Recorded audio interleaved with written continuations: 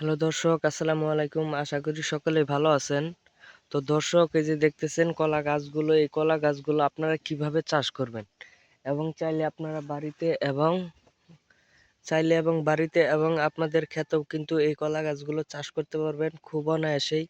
তো আপনারা কিভাবে এই কলা গাছগুলো চাষ করবেন এবং কিভাবে আপনারা এই চারাগুলো প্রথমে আপনাদের ক্ষেতের মধ্যে বা বাড়ির মধ্যে লাগাবেন।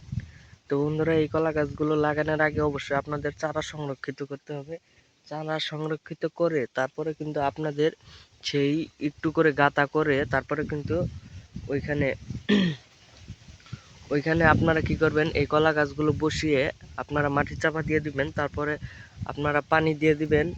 পরে আপনাদের যাবতীয় যে সারগুলো আপনার দোকানদারের সাথে পরামর্শ নিয়ে আপনারা সেই সারগুলো এনে ওই কলা গাছের মধ্যে দিয়ে দিবেন।